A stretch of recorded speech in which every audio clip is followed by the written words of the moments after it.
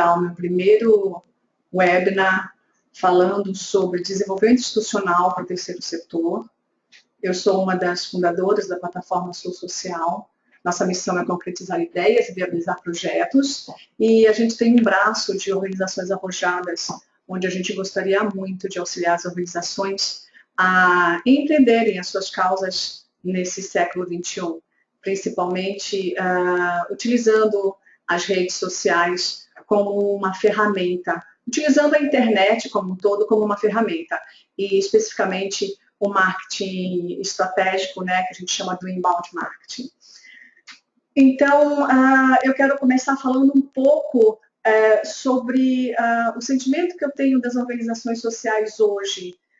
Faz pouco tempo que eu me desliguei de uma fundação onde eu era mobilizadora de recursos e vivenciei nesses quase 3 anos que eu fiquei lá alguns problemas que elas estão no cerne das organizações sociais há muito tempo. Primeiro porque eu sinto que boa parte das organizações, nem todas, algumas elas estão tentando caminhar de uma maneira diferente. Ela sabe que tudo está mudado, ela sabe que uma revolução tem acontecido dentro das informações que são colocadas para as pessoas no mundo, e elas entendem que o que funcionava antes não está funcionando mais hoje. Mas, infelizmente, quando a gente faz essa pergunta, onde que você quer estar amanhã? A organização sabe onde ela quer estar. Ela até tem uma ideia de como ela vai chegar, como ela poderia chegar até lá. Mas, infelizmente, ela não consegue operacionalizar. E isso é algo que é bastante perigoso no momento atual que a gente vive. A gente está vivendo um momento de mudanças extremadas dentro do legislativo, dentro do judiciário e principalmente no que tange as leis que regem o próprio terceiro setor. Hoje, esse ano, foi colocado definitivamente em vigor o MIROSC, onde o governo ele cada vez mais cerceia as organizações e cada vez mais ele dá o recurso, mas cada vez mais ele determina como, onde, quando esse recurso vai ser utilizado e, principalmente, ele fecha cada vez mais o cerco na prestação de contas. Ao longo do tempo, só um pouquinho, não estou conseguindo passar, não está passando. Às vezes as coisas emperram. Não está passando o slide. Eu queria que passasse o slide.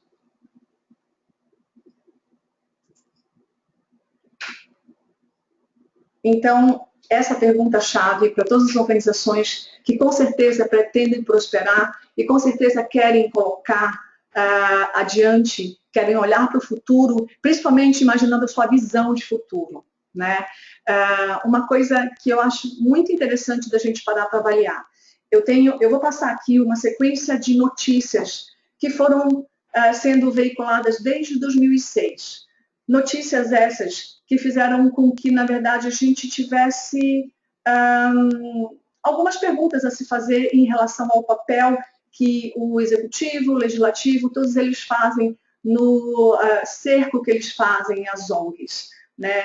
Essas notícias, mais do que deixou as ONGs e as pessoas confusas, principalmente pessoas que hoje estão dispostas a financiar uma causa. Eles não entendem muito bem, porque eles olham a manchete e aí eles não leem o resto que está ali, e aí o que acontece é que algumas pessoas elas param para refletir e avaliar que existe muita corrupção na ONG, outras sabem que a maioria das ONGs não são corruptas, principalmente porque fazem um trabalho sério de muito tempo. As ONGs que são corruptas, com certeza elas não duram nem 10 anos hoje, tanto que o IBGE e o PEA fizeram pesquisas bastante interessantes sobre essas mais de 300 mil ONGs que existem hoje no Brasil e qual é o tempo de vida que elas têm. Muitas delas foram, obviamente, fechadas, né? Muitas ONGs morreram, principalmente porque fazem parte de uma estrutura corrompida realmente, mas outras fecharam e se foram, principalmente porque elas não estão conseguindo financiar as suas operações. Elas não conseguem financiar seus projetos. Algumas delas porque perderam o convênio ou a subvenção, elas não conseguem sobreviver. Então, fecham algumas unidades, enfim. Essa notícia é uma notícia bem interessante, porque fala que as ONGs internacionais, desde 2013, cada vez mais ampliam as suas arrecadações aqui no Brasil, e principalmente ampliam suas arrecadações na classe C. Lá na frente a gente vai falar um pouquinho como e por que elas ampliam essa arrecadação, e sem sombra de dúvidas, essa foi uma grande observação que eu pude fazer estando mais diretamente ligada às organizações sociais. As organizações internacionais entram no Brasil e fazem um trabalho de marketing de estratégia bastante arrojado o suficiente para conseguir dizer para as pessoas o que elas fazem e pedir para que essas pessoas façam parte da sua rede. Isso é uma coisa bem interessante. Essa é uma notícia de 2014. O Brasil fecha mais de 700 ONGs. Comissão da Câmara aprova projetos que endurecem fiscalização, ou seja, Dilma vem, ano passado, sanciona, e esse ano, definitivamente, algumas organizações sociais perderam parte dos seus recursos públicos. Principalmente porque aqui em Campinas, o Fundo Municipal não recebe mais verba direta para o seu projeto, a famosa verba casada. Agora, as empresas que querem aportar pelo Fundo Municipal do Direito da Criança e do Adolescente, ela tem que aportar no fundo. E o fundo decide para onde vai. E as empresas não aportam desse jeito. Ou seja, as organizações que tinham uma captação bem direcionada no fundo, esse ano elas eliminaram. Que foi o caso da ONG que eu trabalhava. Ano passado, nos anos que eu estive lá, a gente chegou a captar bastante recurso, mas via FMDCA. Outro recurso livre de renúncia, a gente nunca conseguiu captar, porque esse não é um dinheiro fácil de entrar na organização social. Ele é um dinheiro que precisa ser bastante trabalhado. É um dinheiro que precisa realmente ser investido, que a gente chama, né? E aí o que aconteceu com as organizações que ainda têm esse financiamento público? Elas estão atoladas na prestação de conta. Elas se veem num emaranhado de documentos, de solicitações, muitas das solicitações que é assim, chega hoje a solicitação para amanhã cumprir o prazo. Então, você acaba se perdendo na burocracia. As ONGs, por conta disso, por conta de que ela não tem pessoal suficiente, ela acaba correndo atrás do próprio rabo, ela fica lenta, ela fica burocratizada e esquece de cumprir vários papéis sociais, principalmente da sua missão. A visão nem pensar, porque como a visão não é uma coisa de curto prazo, ela não consegue pensar que ela tem uma visão. Mas a gente está aqui exatamente para falar sobre esses novos paradigmas. Falamos muito tempo que nós precisamos investir em algo perene para a organização. Todas as organizações que eu falo, eu tenho participado de alguns encontros de muitas ONGs, e todas elas sabem que elas precisam diversificar o mix de receita, mas nenhuma delas dá um primeiro passo, nenhuma delas constrói, ou se constrói, ela se perde na operação no meio do caminho, para ela tentar criar soluções, criar atividades que façam que ela tenha outros tipos de recursos que entrem que não seja do governo. Então, nós dizemos que é necessário plantar para colher num tempo X. Infelizmente, esse dinheiro, que ele não é um recurso vindo do dinheiro público, do poder público, ele é um dinheiro que você precisa trabalhar. E existe um tempo para que ele possa vingar, digamos assim. Né? Então, você precisa plantar para colher e você precisa trabalhar nessas duas pontas da tua operação. Você não pode ficar presa só à missão da sua organização, que é atender os seus assistidos. Você não pode ficar preso só nos projetos internos da tua organização, porque você precisa olhar para fora dela e tentar olhar para o teu futuro, né? Qual é a minha visão? Eu quero ser referência em doenças mentais na América Latina. E o que eu faço para que isso aconteça? Poucas organizações fazem isso. Então, é necessário que a gente pense melhor e diversifique esse mix de receita para que a gente possa investir nesse futuro, para que a gente possa plantar e colher lá na frente. Hoje, basicamente, o mix de receita das organizações sociais estão todas direcionadas para o recurso público. Estamos sendo generosos nessa composição de receita, porque, na verdade, na maioria das ONGs, e aí eu vou ser bem generosa, 80% das ONGs hoje acham que aquele recurso de pessoa física vindo de renúncia fiscal não é dinheiro público, e ele é. E aí, se a gente for considerar também esse dinheiro de pessoa física com renúncia fiscal como recurso público, não sobra nem 10% do meu recurso que entra de pessoa física ou de recursos que entram no chamado dinheiro bom que a gente tem. Então, é necessário que a gente realmente crie novas atitudes, crie novos pensamentos e tentar trazer e fazer com que o nosso mix de receita seja diversificado. Que esse recurso pessoa jurídica seja um recurso livre de renúncia fiscal, que o recurso através das pessoas físicas, elas venham numa fatia muito maior, porque elas com certeza vão fazer não só o financiamento da tua organização, mas como elas podem ser um disseminador da tua causa, não só trazendo dinheiro, mas trazendo novas pessoas que te apoiarão no futuro em outros movimentos que tu fizeres. Então, é importante que essa mudança de pensamento, que esse pensamento de investir em ações que possam trazer dinheiro bom, dinheiro livre de recursos públicos, dinheiro livre de renúncia o mais rápido possível. E a gente da ação social costuma dizer que existe um caminho para se traçar isso. Hoje a gente tem alguns recursos que são super interessantes no mercado, como a internet, como as redes sociais. A gente tem aí uma série de plataformas novas chegando que estão totalmente ligadas para a inovação social. E aí a gente fala que essas plataformas novas, elas são plataformas que elas estão direcionadas para não só o beneficiário delas, mas elas estão direcionadas também para os seus possíveis apoiadores. Eles não fazem um trabalho só direcionado para atender o seu público-alvo, eles fazem um trabalho também direcionado para criar valor e relacionamento com os seus possíveis apoiadores. Esses dias eu soube que uma organização que já tem quase 60 anos aqui em Campinas, e desses 60 anos eu fui perguntar quantas pessoas ela tem na base de apoiadores da organização. E eu fiquei chocadíssima.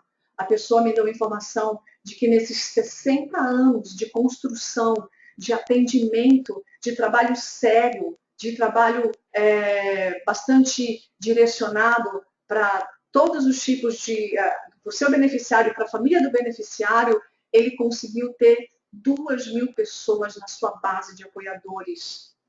No mundo onde a gente vive, de internet, de amplitude da informação, onde a informação não é mais de uma pessoa para uma pessoa, e sim de milhares de pessoas para milhares de pessoas, é inadmissível que uma organização com uma causa tão linda possa ter 2.000 pessoas na base de apoiadores.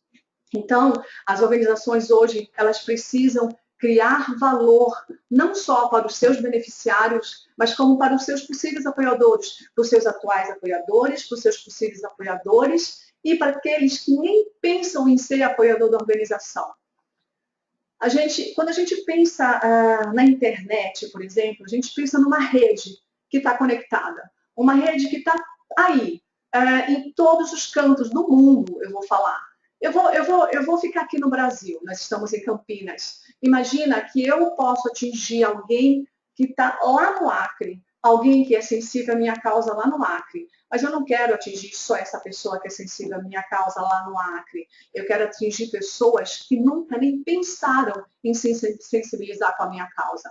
Então é preciso a gente criar uma plataforma, um site, onde ele seja multilateral, onde ele fale sim com o beneficiário, onde o beneficiário fale sim com o apoiador e onde o apoiador fale sim com o beneficiário e principalmente a organização fale sim com o apoiador, criando valor para que esse cara fique retido ali, para que ele seja realmente um seguidor, um disseminador, um apoiador engajado. E para que a gente possa ter isso, a gente tem um caminho que é um pouco longo a percorrer, mas ele é um caminho certo, que vai garantir a perenidade desse investimento possível que você possa fazer, criando essas novas frentes, né? Quando a gente fala em paradigmas, é exatamente isso. É quase que uma heresia para as organizações sociais no Brasil a gente falar de ROI, que é o retorno sobre o investimento. É quase uma heresia a gente falar para algumas organizações que ela precisa estar nas redes sociais, que ela precisa ter uma plataforma que seja um pouco mais comunicativa, que seja navegável, ela precisa ter um blog, ela precisa criar valor de conteúdo. Imagina que essa organização social que eu acabei de citar, que existe há 60 anos, ela não tem nem 2.000 pessoas na base. Mas imagina, ao longo desses 60 anos, o que ela acumulou de conhecimento, de experiências, de coisas importantes que ela pode dividir e ela pode disseminar para as pessoas que tenham interesse pela causa, não só para os beneficiários, mas também para os seus familiares, para os seus amigos. Imagina eu tenho um filho autista, né? Eu acabei de receber o diagnóstico que meu filho tem autismo. O que eu posso fazer? Como que eu posso me direcionar? Minha vida vai ser totalmente diferente. Então, a ONG que trabalha com autista, ela cria valor dessa forma. Ela dá informação para que o pai desse menino, o pai dessa criança, o tio, a tia, todo mundo que é interessado pela causa, possa ter informações que são relevantes de verdade. E isso cria valor para a organização, mas ela cria valor não para o beneficiário, ela está criando valor para um possível apoiador. E aí a gente pode sim se beneficiar das ferramentas que existem hoje no mercado, né? A gente fala bastante que nós temos esse desafio. Muitas ONGs viram e falam, poxa, mas o que eu tenho que fazer para estar nas redes? Como é que eu tenho que fazer para criar um blog? Existe todo um caminho, porque você precisa pensar muito nas duas frentes, no meu beneficiário, no meu possível apoiador, mas dentro do universo do meu possível apoiador, existem vários perfis de pessoas. E para que eu possa atingir um número suficiente de pessoas, que a conversão não é de 1 para 1.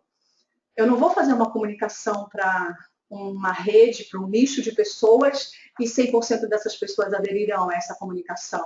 Eu tenho que fazer uma comunicação que ela busque interação com vários perfis diferentes de pessoa nas redes. E é por isso que é interessante a gente buscar entendimento nas novas ferramentas de inovação que existe hoje. E um dos grandes desafios que a gente tem hoje é entender como é que é essa jornada que essa pessoa que vai buscar sua causa pode fazer.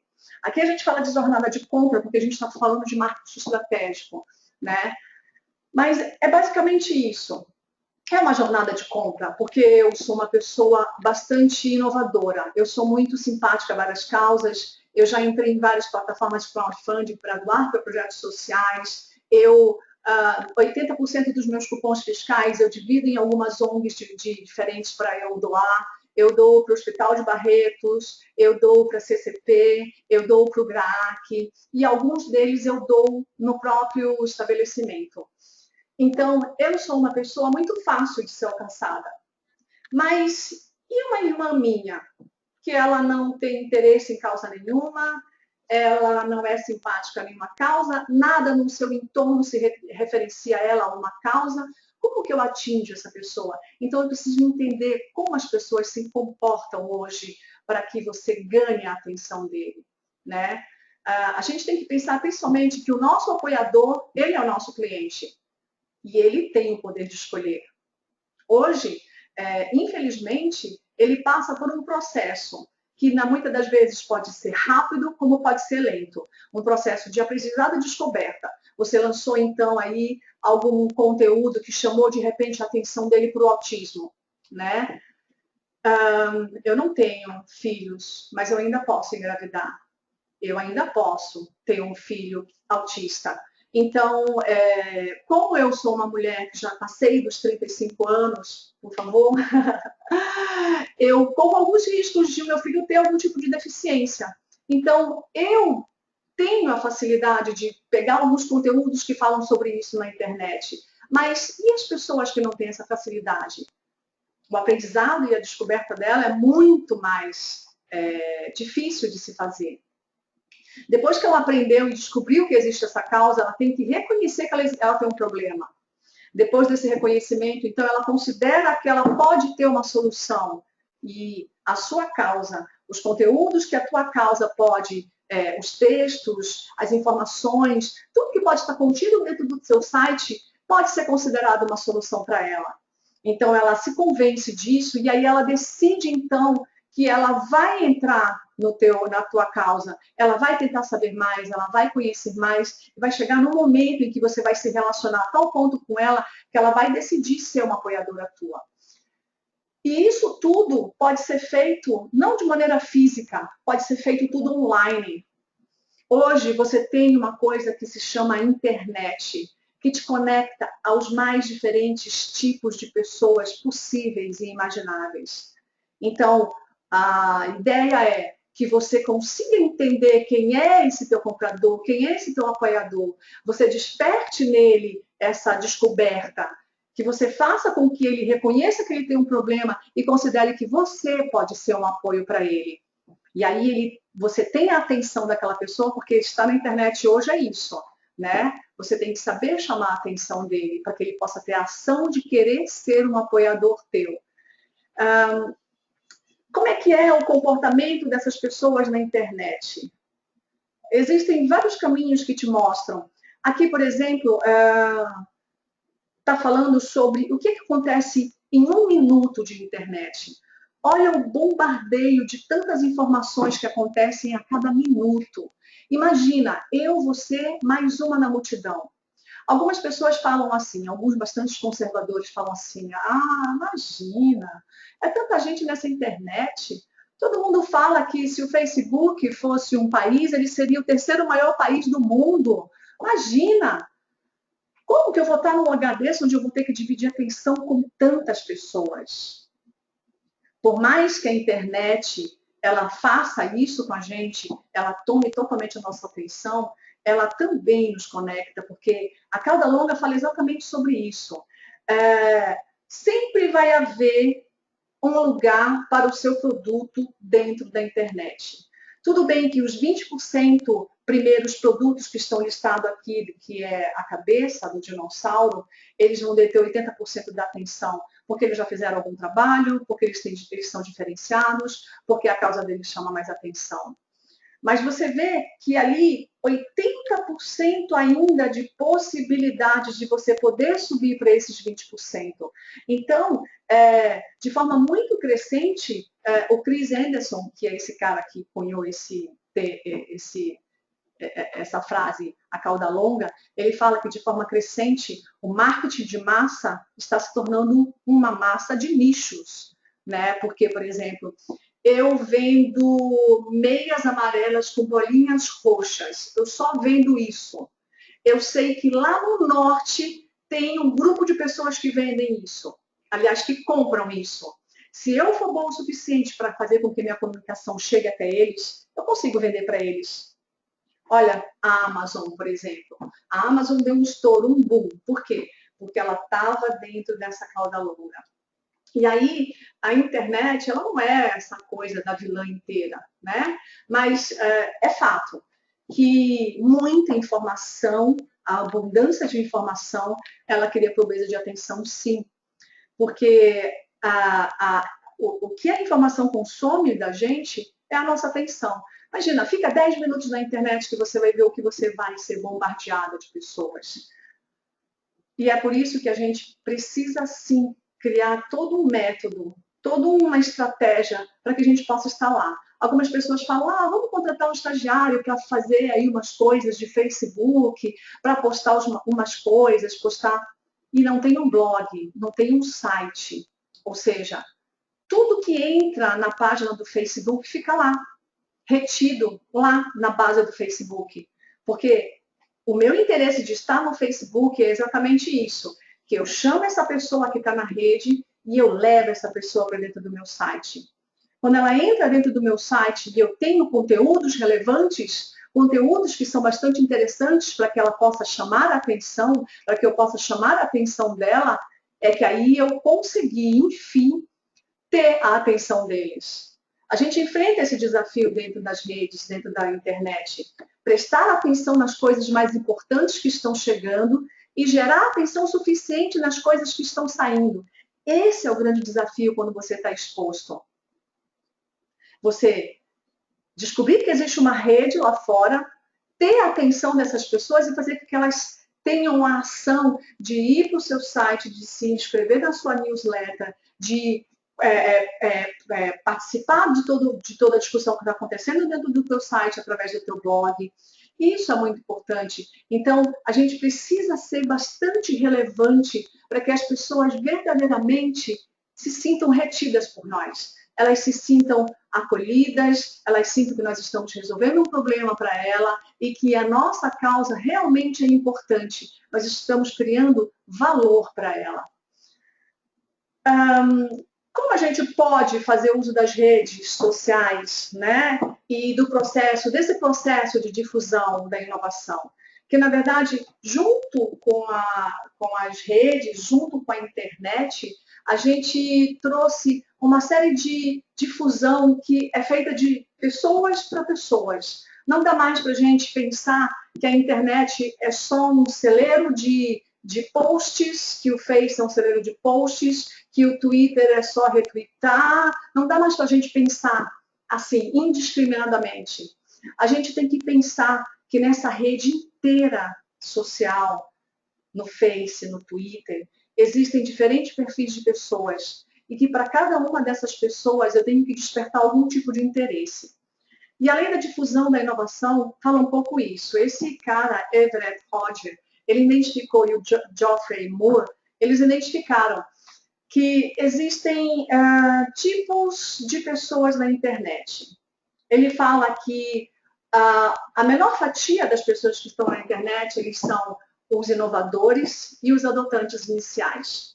Quem são as pessoas inovadoras? São as pessoas que estão totalmente abertas para as coisas legais que acontecem, elas são simpatizantes de causas ambientais, de causas sociais, elas são simpatizantes de novas tecnologias. E os adotantes iniciais também são igualmente, mas eles fazem parte de 15% dessa rede que está aí na internet toda. E esses caras identificaram que quando uma inovação, e no caso das organizações sociais, quando uma causa está ligada, quando uma causa está nas redes, para que ela possa atingir um nível bastante alto e suficiente para a conversão de novos apoiadores, ela tem que passar nesse gráfico que vocês estão vendo, de um lugar que chama abismo, que é exatamente essa transição dessas pessoas que são mais propensas a olhar para a tua causa de uma maneira tranquila, é a transição dessas pessoas para as pessoas que elas são menos propensas a olhar para a tua causa, né? Então, eu sou uma pessoa que sou extremamente ligada às causas sociais. Então, a maioria das coisas que tem hoje nas redes, eu clico, eu entro, eu olho, eu leio. Mas, além de mim, existem outras pessoas, que essas pessoas são muito mais difíceis de serem atingidas. A gente diz que essas pessoas são os pragmáticos e os conservadores. Essas pessoas, as pragmáticas e as conservadoras, elas são mais de 60% das pessoas que circulam hoje nas redes, na internet. Então, eu tenho que passar desse abismo. Eu já tenho ali pessoas simpatizantes, eu tenho que passar e sensibilizar os pragmáticos, tenho que sensibilizar os conservadores. Para esses, principalmente, eu preciso criar um valor, eu preciso ganhar a atenção deles. A hora que eu passo desse abismo entre as pessoas que são cada vez mais propensas a pensarem na minha causa, para aqueles que não são propensas, quando eu passo desse abismo que foi cunhado aí na lei da difusão da inovação, eu estou cada vez mais próxima de conseguir consolidar uma base, uma rede de seguidores que realmente vão se sensibilizar com a minha causa.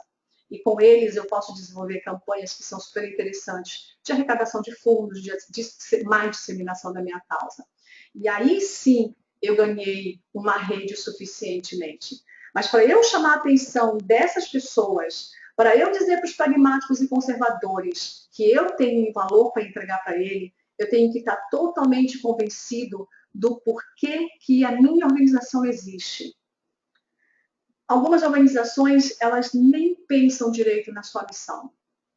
Elas estão tão emaranhadas nos seus processos, nas suas burocracias, que elas não pensam de tempos em tempos se a sua missão está adequada. Se elas nem pensam na sua missão, elas nem conseguem pensar no porquê que a organização dela existe. E é esse porquê que eu existo, porquê que nós fazemos isso, é que vai sensibilizar os pragmáticos e os conservadores, que são o maior bolo das pessoas que hoje estão nas redes. E aí a gente fala muito nesse Golden Circle, que é uma palestra do Simon Sinek, que está nas redes, é só vocês jogarem. Vai lá, Golden Circle, inclusive ele é americano, mas ele está todo traduzido, para vocês entenderem como é que é o processo do why, que é o porquê da minha causa. Quando vocês realmente entenderem o porquê da causa de vocês, vocês vão realmente saber como vocês vão atingir os pragmáticos e os conservadores. Como que vocês vão trazer essas pessoas. E aí, a gente sempre acha que, puxa, como é difícil a internet, mas a coisa mais interessante, mais importante que a internet trouxe para a gente foi que ela conectou todas as pessoas. Lá na cauda longa, lá atrás, a gente já viu, eu posso estar na cauda, lá no final da cauda longa, mas alguém vai me achar. Se eu fizer um trabalho bem elaborado, um trabalho arrojado de comunicação, se eu souber falar para essas pessoas o que eu realmente sou, por que eu existo, eu vou conseguir me conectar a todos os tipos de pessoas que podem, de verdade, ser um apoiador da minha causa. Mas aí você pergunta, tá, então é interessante, pensando nessa lógica de que realmente eu tenho um valor. Imagina, estou há 60 anos atendendo autistas, então eu tenho aí muita coisa para falar para as pessoas, eu tenho tanta coisa para falar que eu não sei nem por onde começar. E aí eu te falo que a gente pode começar de uma maneira muito simples. E aí existem duas ferramentas hoje que faz muito parte desse paradigma.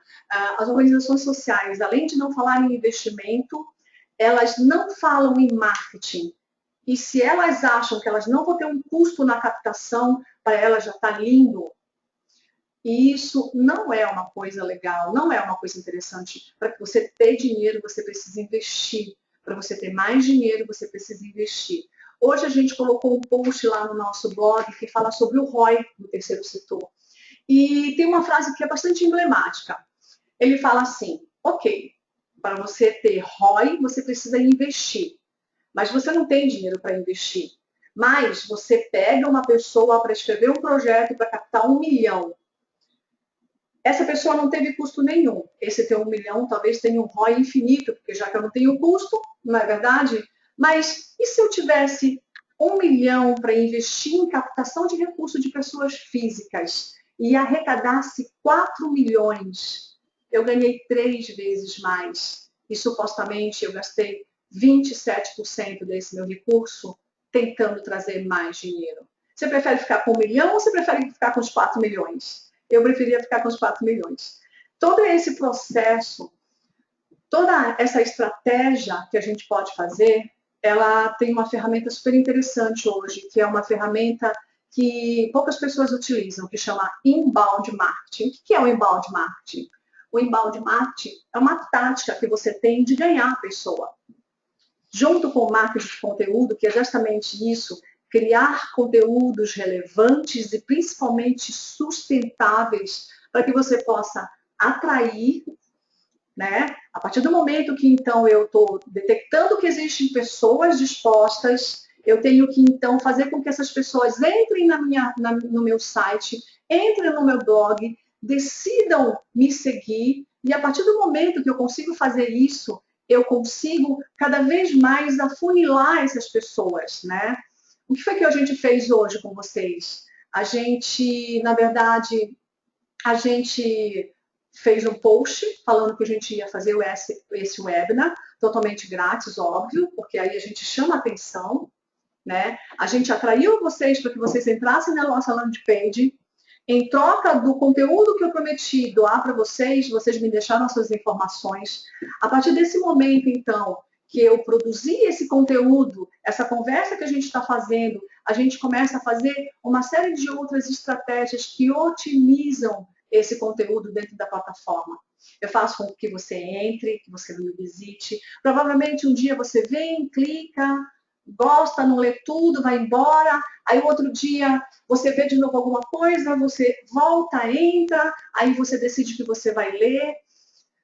Para todo esse movimento de visitante, existem ferramentas que podem auxiliar no monitoramento dessas pessoas, para a gente cada vez mais entender o que faz a pessoa vir, por que ela entra e fica 2 minutos e vai embora, por que ela não leu o teu post inteiro, por que ela não se interessou por aquela chamada específica. Para tudo isso a gente tem ferramentas. Então, uma vez que você fez a pessoa ser teu visitante do teu site, do teu blog, você transformou essa pessoa num lead. No lead, é a possibilidade que a gente tem de fazer com que a gente possa manter uma relação com essas pessoas.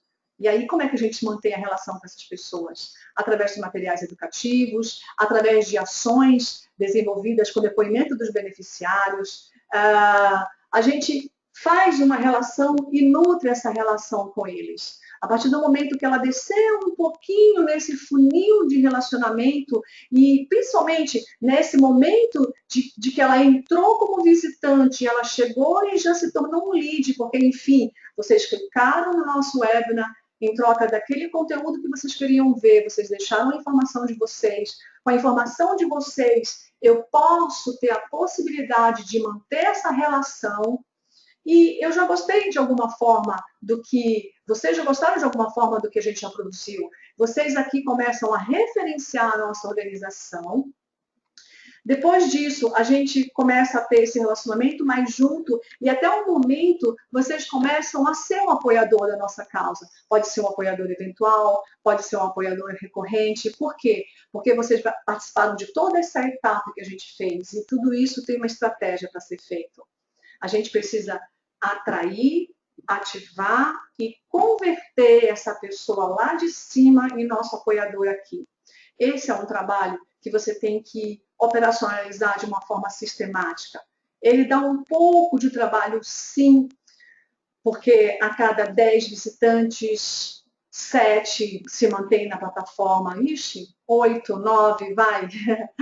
São poucos. Por isso que não é um trabalho de médio prazo nem de curto prazo. Por isso que, infelizmente, para algumas organizações, esse também investimento, ele é um investimento que ele sai custoso, porque como infelizmente ela vive o tempo todo correndo atrás de possibilidade de manter aquele projeto, ela precisa de dinheiro imediato. E esse trabalho, essa operação, não vai garantir o dinheiro imediato. Ela vai garantir, sim, um trabalho consistente, sustentável no médio e longo prazo. Então, não é simples, é trabalhoso, mas é necessário que vocês comecem o mais rápido possível, porque hoje, como um dos novos paradigmas para o desenvolvimento institucional, é que as organizações elas precisam ampliar os seus recursos orçamentários vinculados de projetos, principalmente, porque, na verdade, o que o recurso público traz para a gente não é um dinheiro para a organização social, é um dinheiro para aquele projeto específico, para atender aquele público específico. Às vezes, na sua organização, você atende de 6 a 59, 65 anos. E aí, se eu só tenho dinheiro do FNDSA, eu só consigo pagar os projetos até 17 anos e 11 meses. E o que acontece com esse outro público que eu atendia até um outro dia desse, porque eu tinha dinheiro? Eu simplesmente não atendo. Eu simplesmente digo para essa senhora de 50 anos e esse jovem de 24 anos que eu não consigo mais atender, porque simplesmente o governo não me deu a verba que eu precisava. Então, a gente precisa reduzir essa dependência dessa transferência de recurso público no médio prazo, pelo menos, aumentando as nossas chances de sobreviver nesse longo prazo que a gente está querendo.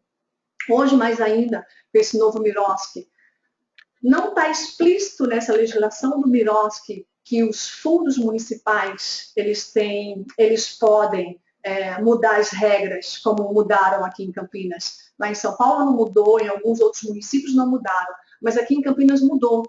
As empresas têm que depositar para o fundo e não mais para o projeto, né?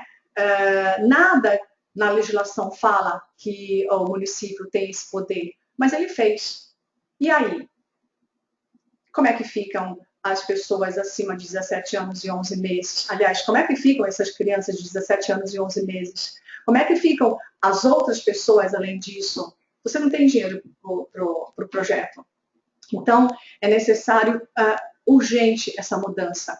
É preciso ampliar a exposição da organização, criar essa rede de apoiadores, se conectar aos mais diferentes públicos possíveis. Nós temos que atingir não só os simpatizantes da nossa causa, mas os que também não são simpatizantes e que estão dispostos a investir numa causa social. A ABCR, que é a Associação Brasileira dos Captadores de Recursos daqui do Brasil, ela fez uma pesquisa esse ano perguntando para algumas pessoas se ela doava. Ela dizia que não. Por que ela não doava? Porque ninguém pedia. Então, é preciso dizer o que nós somos. É preciso não só dizer, ampliar nossa exposição, falar para as pessoas o que nós somos, mas também precisamos ampliar a transparência da nossa organização para a gente também começar a construir uma reputação positiva, para a gente começar a construir uma imagem institucional que fica na cabeça das pessoas. Hoje no Brasil, quando você pensa em criança com câncer, você pensa no GRAAC. Quando você pensa em criança deficiente, você pensa na ACD. Então, isso é uma coisa interessante que você precisa criar. E mais do que tudo, não só trazer as pessoas para fazer uma construção, para ser teu apoiador e ter uma construção de base, mas você precisa estabelecer relacionamento com essa base. Você precisa dar algo em troca. Isso não quer dizer que eu vou dar algo tangível. Eu estou dando o quê? Eu estou criando valor à minha causa. Eu estou falando para eles que eu posso dar informações relevantes que servem para a vida deles e para o dia a dia da vida deles. E mais do que tudo isso, quando você cria essa base de apoiadores, imediatamente você precisa criar novos canais para captar recursos com pessoas físicas e pessoas jurídicas livres de renúncia fiscal. Poucas ONGs hoje no Brasil fazem o chamado marketing relacionado à causa. Algumas ONGs, e essas ONGs que eu acabei de falar para vocês, que são as ONGs que estão na cabeça das pessoas que estão dispostas a doar, elas fazem marketing relacionado à causa, porque elas conseguem atrair de tal forma uma empresa, porque aquela empresa sabe que se ela conciliar o trabalho dela junto com aquela ONG, a exposição de mídia dela é certa. Então, antes, óbvio, esse é o front-end, né? Então, você precisa ampliar a tua exposição da tua organização, você precisa ampliar a tua transparência para construir reputação, precisa estabelecer relacionamento com essa base e mais, criar novos canais. Mas antes disso, tem um passo atrás, que é muito importante. Você precisa definir todos esses objetivos e metas de longo, curto, de médio e longo prazo. Precisa definir esse plano de ação. Como é que eu começo? Por onde que eu começo? Né?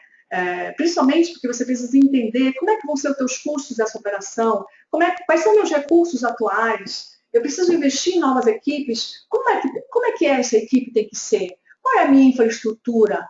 Né? Qual é o serviço de apoio que eu preciso ter? Eu preciso implementar novas ações, porque até ontem eu achava que a internet, as redes sociais, era tudo conversa da carochinha, e não é. Ela é uma possibilidade real e certa, porque cada vez mais é um meio que está crescendo. Hoje, ninguém mais abre jornal para ler notícia, porque a notícia sai em full time, no mesmo tempo. Eu nunca me esqueço. Michael Jackson morreu há 5, 6 anos. Eu nunca esqueço. Eu soube meia hora depois que ele morreu. Por quê? Porque naquele exato momento do dia da morte dele eu estava conectada e logo eu já recebi um Twitter, logo alguém mandou alguma coisa e só à noite foi noticiado. Então, olha que coisa linda, que rapidez, que coisa legal. Mas eu preciso gerir bastante essas ações todas, eu preciso implementar novas ações que não fazem parte hoje do escopo das organizações atuais. A maioria das organizações não tem um departamento de comunicação. Elas não estão nas redes sociais, elas não têm um blog, elas não conectam, elas não se conectam com seus possíveis apoiadores. E aí, infelizmente, eu já trabalhei bastante dentro das ONGs e sei que tudo é muito urgente para as ONGs, é tudo para ontem. É tudo, vamos fazer um projeto hoje porque se encerra o prazo amanhã e a gente precisa desse dinheiro. Precisa ter paciência para colher lá na frente. É preciso ter paciência, mas é necessário, porque a gente precisa pensar nessa nossa visão de futuro. Eu preciso pensar onde eu quero estar amanhã. E aí a gente precisa então construir essa base, a gente precisa construir essa nova estratégia. E a gente vai estar sempre à disposição. Cada semana a gente coloca alguns conteúdos. Hoje mesmo a gente falou um pouquinho sobre o ROI. As organizações precisam entender como é que é o ROI delas. Tudo está ligado ao ROI.